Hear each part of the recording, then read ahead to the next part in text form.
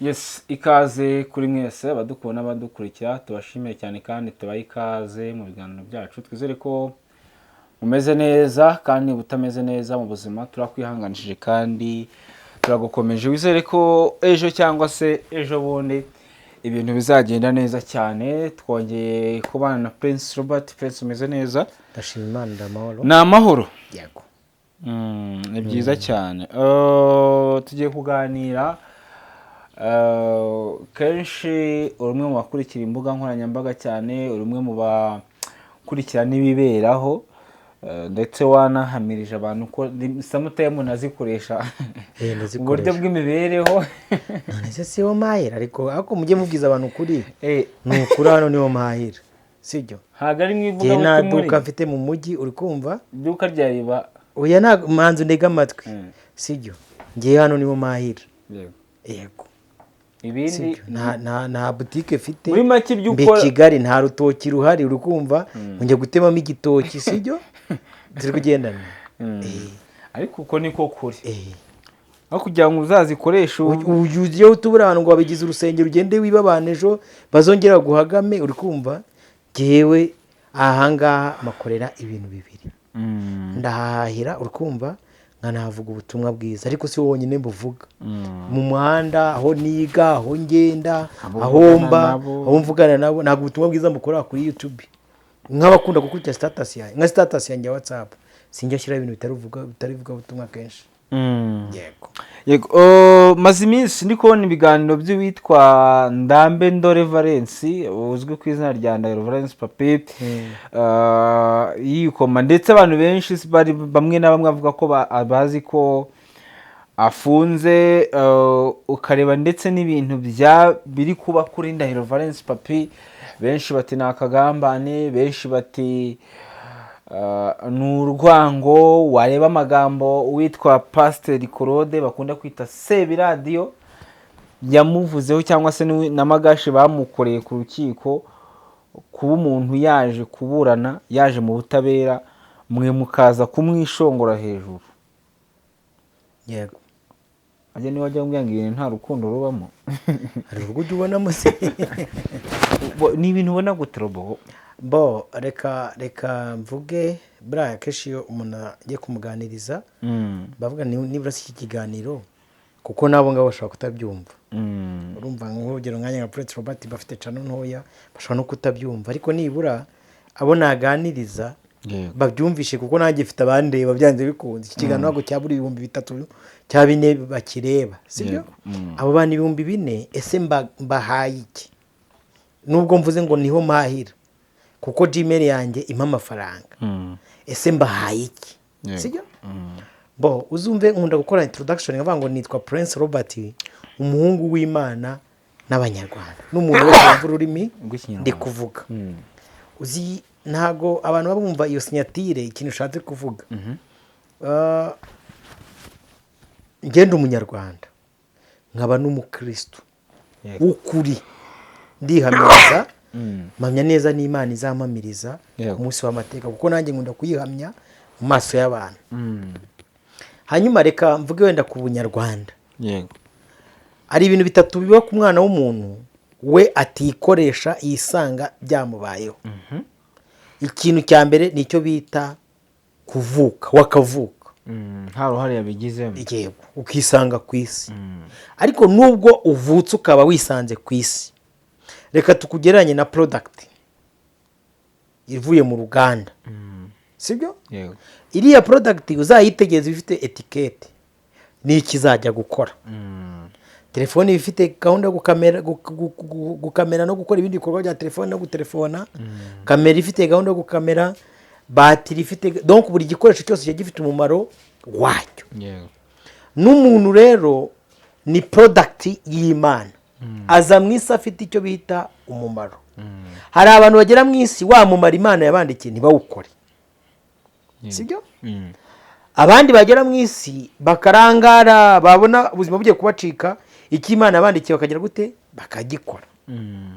Iyo urangaye rero ukaba expired, niryo hari umuntu aba expired, ni igihe yibwe, yapfuye, yarimbutse. Iyo tuvuga gupfa cyangwa kwibwa, kwibwa habamo ibintu bitatu. Kwibwa bibwa ibyo umuntu afite, sibyo? Guhindurirwa umwuka ukuyobora, guhindurirwa ibigize ubugingo no guhindurirwa umubiri. Ibyo ni ibintu bitatu biba bikarangira. Gupfa rero, hapfa umuntu bakamushyingura cyangwa se agapfa agize gute, ahagaze. Ubu dufite abantu muri sosiyete bapfuye bagize gute, bahagaze. Nibyo byo gupfa, hari ushobora kwita ngo yapfuye ahagaze, uri kumva, sibyo? Ukamwica ko yapfuye ahagaze bitewe n'uko ushaka kubona ko akwiye gupfa ahagaze. Ndabikomoza ku kirero mereye kuvuga ko Damuru avutse. Hari icya kabiri cyitwa ababyeyi, sibyo? Ababyeyi ni abantu babiri, umwe ufite igitsina gabo undi ufite igitsina cy'ikigore, bahura bari mu gihe cy'uburumbuke, bombi byahura, intangangabo n'intangangore byahura bikabyara umuntu witwa Robert, witwa Damuru, witwa kanaka. Umuntu nkurikiye ugende gakeya ngo kuki bakubaje icyo kibazo ukajya kunyura aho ngaho. Hanyuma uyu muntu uvutse afite ahantu avukira, ahantu avukira bahita igihugu, igihugu, nation, sibyo? Igihugu, igihugu kadufate nk'urugero rwa hafi, u Rwanda ni igihugu gifite amategeko, gifite itegeko nshinga, gifite ubuyobozi, uri kumva, gifite n'abaturage. Kugira ngo igihugu kibe cyuzuye n'ibyo bintu kiba kisabwa. Kabiri, ubu uri umuntu kugira ngo abeho yuzuye, iyo umuntu abaye umwe bakaba babiri bakaba batatu bagakora itsinda, bagira icyo bita umuco, kaca, ukagenda ukura, sibyo? Nahereye aho ngaho kugira ngo nze kwinjira muri iyi ishu y'uyu munsi. Kare twahoze tuganira ku kiganiro cyabanje turi kuvuga kuri ya mpano, ndi kukubwira yuko uyu munsi showbiz y'abantu yose amaso yerekeje Mageragere, yavuyeyo yagiyeyo, yavuyeyo yagiyeyo, ubu ni ibyo byibereyeho, sibyo? Ariko reka tuze kuza kureba, sibyo? Igihugu kiruta Damuru, kiruta ibintu byose. Yego, kiruta ababyeyi batubyaye, uri kumva, kiruta twebwe abariho, kikaruta n'abazaza, sibyo?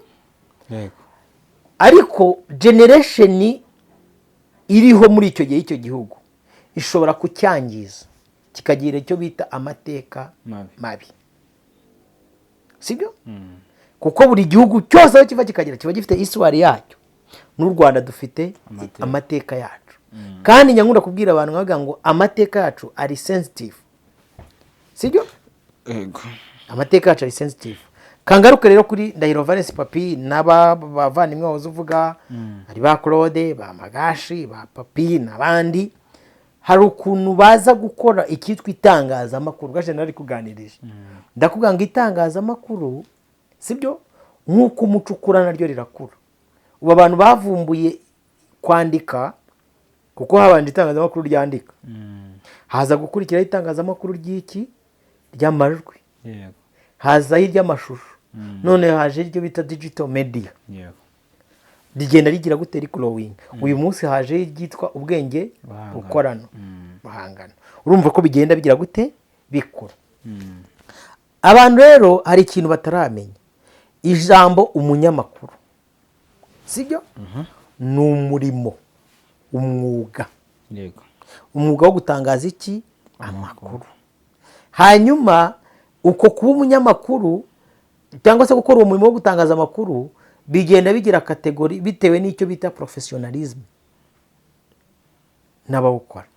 Hari abakora umwuga kuko sosiyete yabahaye uburenganzira bwo kuwukora. Buriya sosiyete igukunze nta kindi kintu wahinduraho. Tujye tugana twango hari abantu robo zihitamo. Iyo robo iguhisemo, waba uvuga ibitagaragasi, waba uvuga ibitabyanye, uko waba umepfa kuba robo zagize gute, kandi nizo zihitiramo, ntibamenye icyo zishingiraho, ziraza zikavuga ngo yitwa Yaka zigahitamo, uyitwa Jitafu zigahitamo, uyitwa Nzovu zigahitamo. Ibyo kuza utubwira ngo ufite ubwenge, ngo uvuga ngo ibintu by'ubwenge, ntabwo zaguhisemo. Ubwo sosiyete nayo irajyana nabo yahisemo robo, urugero. Ubwo ndi kuvuga ku ba influencer.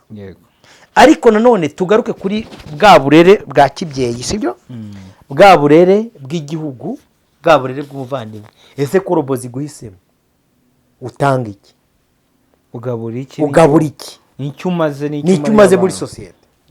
Kabiri, ese donc wowe nka etikete ya product Imana yaremye nk'ikiremo, sibyo?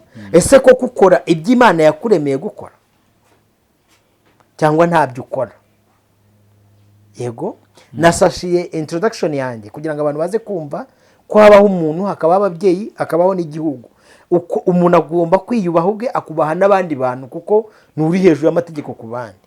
Kabiri, ugomba no kubaha ababyeyi bakubyaye. Gatatu, kubaha igihugu cyawe. Ibyo ni ibintu bitatu ugomba kwitondera, ukagira gute, ukabyubaha, ubishaka, utagize gute, utabishaka. Ngaho twinjiye mu kiganiro mbaze rero sasa. Yego, iyi kesi ya Ndahiro Valens Papi kuba ari gusabirwa gufunga, ni umuntu bigaragara ko ashobora kuba afite n'ubundi n'abanzi hanze mu buzima bwa buri munsi. Nabonye ari gukora ibiganiro yisobanura. Ntago ari Papi wenyine, umuntu wese ku isi, sibyo? Umuntu wese ku isi, n'uruhinja rwababyaye uwo munsi, n'umusaza wa nyuma uruta abandi muri icyo gihugu ku isi, buri wese aba afite abamukunda akagira n'abamwanga. Uruhinja babyariye kwa muganga uwo mwanya rukivuka ruba rugomba kugira abarwanga n'abarukunda. Pwe utumva ngo Papi niwe ufite abanzi wenyine, nawe urabafite, nanjye ndabafite, n'udukurikira arabafite. Afite abakunzi akagira n'abanzi, kandi umuntu agukunda bitewe na situation murimo. Iyo umuntu umugaburira, muri icyo gihe cyo kumugaburira abagukunda. Iyo ubihagaritse uhita uba umwanzi. Fini ni ku isi yubakitse.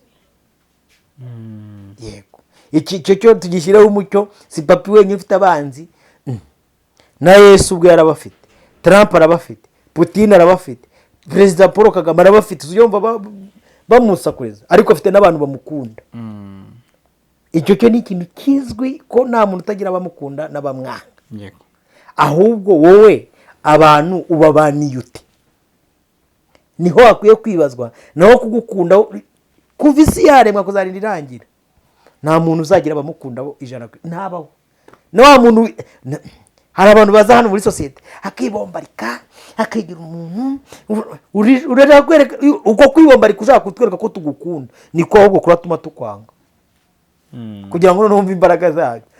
Ukumva umuntu njya mbona nk'abavuga butumwa, abapasiteri n'abanuza, ikintu cyose umubajije, niba umubajije ku kintu kinagoreka ijambo ry'Imana, ngo kugira ngo abasilamu batanyanga, ngo kugira ngo abakatolike batanya, ubwo ngo n'umupasiteri wenda wo mu barokore cyangwa se mu baporoso n'iki byose n'urugero. Urishuka uko bikwanga kwiteranya n'abantu ngo batabona ko witeranije nabo. Aho nawe havumba kuvamo abanzi, kuko hari abantu nta kiganiro urakora we Damuru, ukumva umuntu aravuze nk'ubudamuru kuko atambwira ibyo nashaka kumva. Guhu wavuze ibyo adashaka kumva, wavuze bitari mu bitekerezo bye. None se reka nkwe muri urugero rwawe, ngenda nkora ibiganiro. Ubusubira nshobora kubyuka mu gitondo ngakora ikiganiro, umuntu akajya akanuka mu gitondo ejo hashira nk'ibyumweru bakora nk'ikindi kiganiro, ko Robert turakwemera, ukabona email ni imwe. Yego. Rero ngicyo ndi kureba, ese uyu yakoze iki? Sibyo?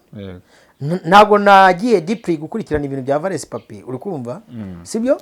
Yego. Ariko ubundi umuntu w'umunyamakuru ugomba kuba nawe nakubwiye ngo amateka yacu ari sensitive. No kuba umunyamakuru rero ugomba kuba umunyamakuru uri sensitive kandi uri strict. Sibyo? Yego. Uri sensitive kandi uri strict.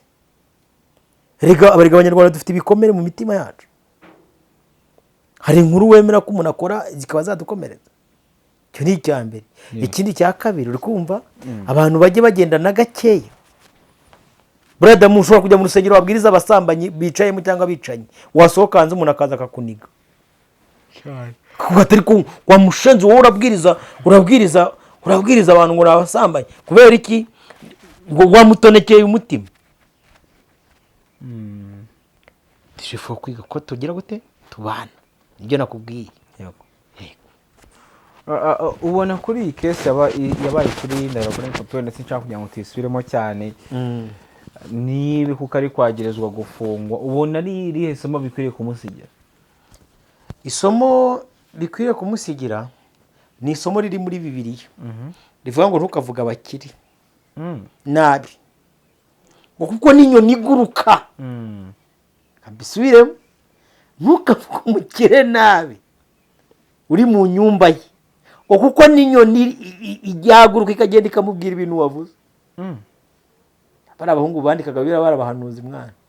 Ibaze ko abantu bo mu gihe cya ba Dawidi bicaraga bakareba ko uyu munsi inyoni itanga amakuru. Uri kubihakana ko inyoni zidatanga amakuru? Ziratanga. Ni isomo namubwira rero, uri kumva? Ntakavuge n'aba bakire. Kuko n'inyoni yagenda ikababwira ibyo yagize gute? Yavuze.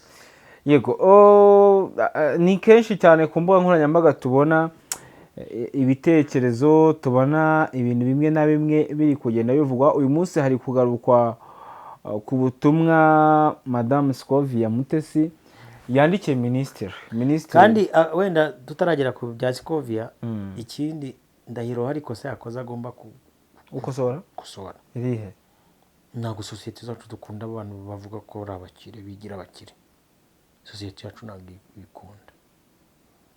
Uvuga ko abantu sosiyete yacu ntabwo ikunda abantu bagaragaza ko baza kwihamya mu ruhame ko ari abakire. Wazize miliyari se wavuze ko yujuje. Reka twikomereze ubwo butumwa bwombi. Ariko wenda tutaragera kure. Ku ruhande rumwe nabonye papa ari kwikoma ba Pasiteri Claude, ba Magashi ngo ni umutima mubi, ngo ni inzara. Kuko ubona ko ngo ikibazo ngo nuko Claude yavuze ngo yaje muri veti. Ubona ko ari inzara bamuzize cyangwa ambajiri cyaba Scovia ko nasoje byaba papi. Reka twikomereze. Ni ubutumwa butari kuvugwa rumwe n'abantu benshi bari kubigarukaho ku byo Mutesi Scovia yandikiye Minisita Nduhungirehe. Minisitiri yanditse wenda tubwira n'abantu babanye natwe mu kiganiro ariko baba batabonye umwanya wo gukurikirana izindi mbuga nkoranyambaga. Minisitiri yafashe video cyangwa se yanditse kuri Twitter anenga abanyamakuru bo kwa Scovia, yavuga ati bitewe n'igifaransa bari bavuze bari kuvuga ibitandukanye n'ibyo minisitiri yanditse. Yandika asa nk'utanga inama, avuga ati Madame Scovia butaha muzashake umunyamakuru uvuga neza igifaransa kuko ibyo nanditse birasobanutse, nabyanditse mu rurimi rwumvikana, cyangwa se utaha nanjye muzampamagare niba ngombwa mumbaze. Ntaho bitaniye na rya jambo narimubwiye ngo ntitukavuga abakire, uri kumva? Utarajya kure. Scovia yaza nk'iyagatera. Iyagatera urayizi? Ntago nyizi. Ukuntu umuntu nyine yaje nk'iyagatera, hari ikintu icyo bita gusamira mu kirere. Aza nk'iyagatera, afata ubutumwa bwa minisitiri, aranaliza, amuha icyo bita ikinyarwanda ariko kirimo ukuri. Aramubwira ati minisitiri, ibyo ujye ubwira abo mu biro byawe. Minisiteri ifite abakozi benshi wenda mvuge muri. Ujye ubwira abo mu biro, ijambo ngo ujye ubwira abo mu biro byawe babidushyirire mu rurimi rw'ikinyarwanda, kuko abo bubwira ntabwo ari abafaransa, ntabwo ari ab'i Paris gusa, ntabwo ari ab'i Bruxelles gusa, ubu uri no kubwira n'abanyarwanda ba Nyabugogo, bahehe n'abazanyabitongo n'abazanyabitongo hose. Abantu baravuga ati ngiye gukoresha ijambo ribi. Wirikoresha. Ngiye gukoresha ijambo ribi. Akavuga ati ibi bintu byaje gute, habaye iki ku buryo wisanga umuntu w'umunyamakuru ari gucyocyorana na minisita. Urakoze. Nari ntangiye n'ubundi niho ndatangirira. Ninjye ntabwo mvuga abakire, n'inyoni iguruka yagenda ikabimubwira, nawe urabyaporodinga byabageraho, sibyo? Kandi ikindi sindi ku rwego rw'aba bantu bombi kuko ntitwakogana, sibyo? Ariko bo birashoboka ko bakogana. Rero nanjye nabibonye iyo duweri yabo. Ariko reka mvuge ibintu bibiri byiza. Turi abagenerwabikorwa, sibyo? Yaba ba minisitiri, yaba n'aba Scovia. Yego. Ibyo minisitiri yatangaje tugomba kubimenya. Nubitangaza nawe kabitubwira.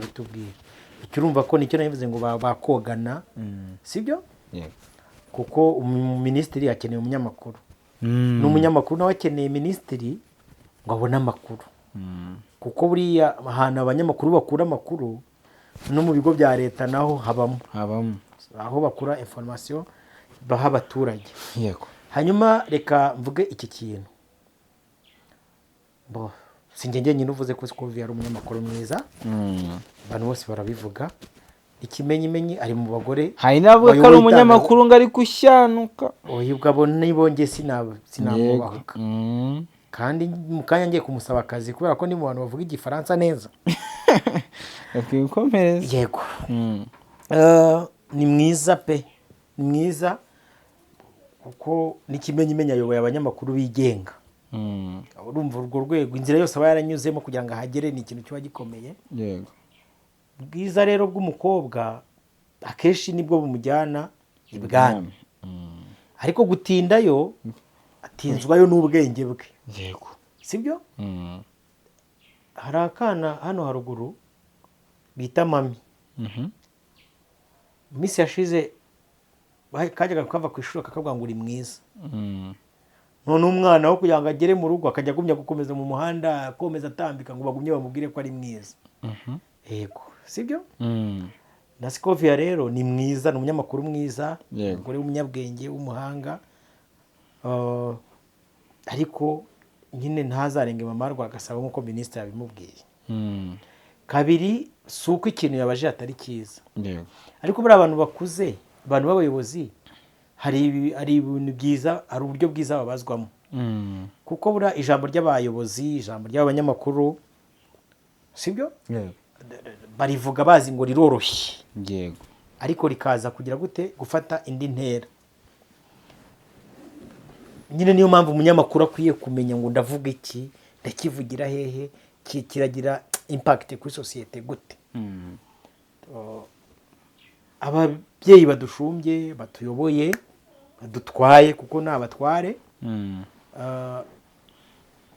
bagomba kwibuka ko abanyarwanda turi mu ngeri eshatu hari abantu bazi kuvuga igifaransa neza bakize bakibayemo bagituyemo uri kumva niba kugituramo no kuba za Paris n'ahandi cyangwa mu bihugu hari n'abantu bazi kuvuga icyongereza neza nabo byagenze gutya ariko hari n'abandi tuzi ikinyarwanda gusa mu kwemforuma rero abantu byaba byiza kuko bo bagira amahirwe bakamenya izo ndimi zose byaba byiza bagiye bazitwemforumamo zose uko ari eshatu nk'uko itegeko nshinga rigize gute ryemera icyo cyatubera cyiza twemforume mu gifaransa ariko utumva igifaransa yere gucikanwa n'amakuru kadufate nk'urugero rwo hafi uyu munsi haje icyorezo cya Ebola wentroduje ukaba wenda n'urugero abantu bazi igifaransa ni bakeya ukababwira ko hari indwara yitwa Ebola yaciye ibintu gutya na gutya n'urugero nanze ukabivuga mu gifaransa hari abantu bashobora kuba kontamine batari bazize kugira gute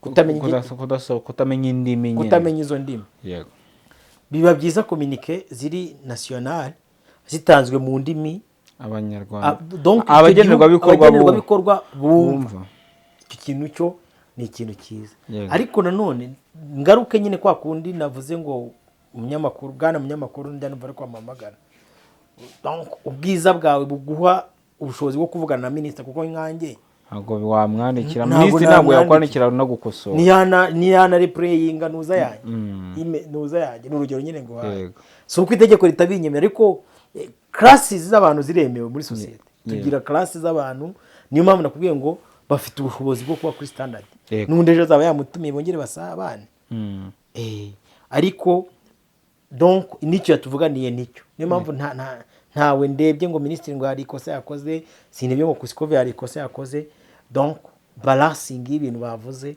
bajye batekereza ko bishobora guhita biza muri sosiyete bikabyara ikindi kintu urabona nk'ubu cyateje saga ariko atari uko ari uwatangaje nta kosa yakoze minisitiri nta kosa yakoze itegeko nshinga ry'u Rwanda ryemera indimi eshatu niko mbizi igifaransa icyongereza n'ikinyarwanda none yatangaje rumwe muri urwo itegeko rirabimwemerera even na Scovia nta kosa agize gute yakoze kumubwira ati mujye mwibuka nubwo twe dushobora kuba tubizi na minisitiri rero yabakebera aravuga ati rero Aha mwakoze- mwankoreye ikosa Ibyo ngiye navu- niyandikiye ibintu nemererwa n'amategeko mubivuga mubivuga nabi kandi nabyanditse kandi nabyanditse mu rurimi neza. rwumvikana. ubu nka Scovia bibaye byiza aya makazi agashaka genda umu umunyamakuru francophone agashaka umunyamakuru uvuga igifaransa. yes genda umu francophone ku buryo bambaza bati ibi minisitiri yanditse yabyanditse gute nkabasobanura bati ABCD sibyo icyo kwizamura si ukurya usubiza minisita direct. Minisita aba ari umuntu ukomeye. Gusubiza minisita mu nyandiko nk'iriya nibyo mbona ko abantu bagizeho ikibazo kandi nakubwiye ngo njyewe sinakogana nabo bombi ariko ubwo basubizanya umwe akandika undi akaripureyinga bafite n'uko baganira ubwo ibiganiro bizaba hagati yabo bombi nabwo ubutaha dushobora kubibona sibyo kuki muri sosiyete biza bigateza impact none kuki uyu munsi nk'impamvu mbikojeho ni uko aba ari ibintu byateje impact. ariko abantu mo frere abantu naguha urugero rwiza rw'abanzi ko umuntu agira abanzi akagira n'abakunzi none reka tujye ku cyo bita imitekerereze. Nta gihe na kimwe kizigera kibaho abantu bahuriye ahantu runaka bahuje ururimi bazigera bagira imitekerereze imwe. Iyo ikintu kibaye nk'iki rero nibwo abantu batagira kutatekereza. Ubu sugira ngo iyi version mvuzeho ubu ni hari undi waza akavuga indi version kandi yavuga ko Robert ibintu avugaga numvaga ari ukuri none ariko numvisha ibintu ndamuravuze numva Robert nta logique afite. Ntago abantu bazagira bagira imitekerereze imwe standard y'imitekerereze imwe. Niyo mpamvu aba nyine abayobora abandi ukaba ati nubwo abantu batagira imyumvire imwe ariko reka dushyira abantu bashinzwe kukontorora iki abandi abashaka kurenga buriya ni urugero sura nk'umuyobozi uyoboye igihugu yego donc mu isi imitekerereze abaruta abandi bose gutekereza yego kuko niyo yakibeshya agafata itegeko runaka ryakubahiriza. Icyo mwita kwibeshya ntabwo aba yibeshya we nyine we ntabwo aba yibeshya aba yatekereje ni aba yatekereje nyine mwebwe wowe ushobora kucyita kwibeshya ariko we ntabwo aba yibeshya aba yatekereje.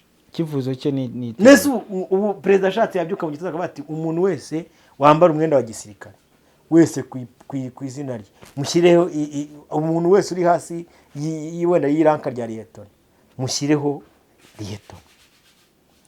ushobora kuza mugasakuza ngo ntabwo yibeshye ni itegeko rye nyine yatekereje abatabwa abandi bazaza nyuma nibo bazaza mwamugira mutese ku itegeko ribimwemerera.